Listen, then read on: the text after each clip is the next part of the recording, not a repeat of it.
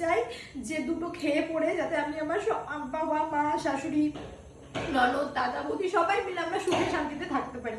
আমার কোনো ইচ্ছে নেই কোটি কোটি টাকা কামানোর, আমি চাই সুখে শান্তিতে দুটো ডাল ভাত যাতে আমরা সুখে শান্তিতে খেতে পারি, আমাদের কষ্ট না হয়। আমার বাবা মাকে আমি অনেক কষ্ট করতে দেখেছি ছোট থেকে, আমার মাকে কখনো আমি রেস্ট নিতে দেখিনি। দুটো হাতে ব্যাগ নিয়ে পাড়ায় পাড়ায় ঘুরে মাল বিক্রি করতো, আমার বাবা রোদে রোদে সাইকেলে করে মাল নিয়ে মাল বিক্রি করতো।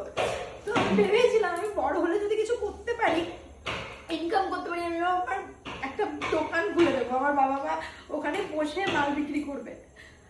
হ্যাঁ, আমি অত নিজের নামে দোকানটা খুলেছি, আমি কষ্ট করে ইনকাম করে নিজের নামে দোকানটা খুলেছি, কারণ বাবা মার ব্যবসা, ছেলে মেয়ে উচিত সেগুলোকে বড় করার। বাট আমি আমার নিজের আমার রক্তের অনেক মানুষের থেকে অনেক কিছু শুনেছি, আমার নিজের বন্ধু বান্ধব যাদেরকে আমি এত ভালোবাসতাম অনেক কিছু বলেছি, তারপরেও আমি কারোর সাথে আমি চুপ করে সমস্ত কিছু শুনে আমি আমাকে ডাক্তার দেখাতে হয়েছে, আমাকে নার্ভের ডাক্তার পর্যন্ত দেখাতে হয়েছে।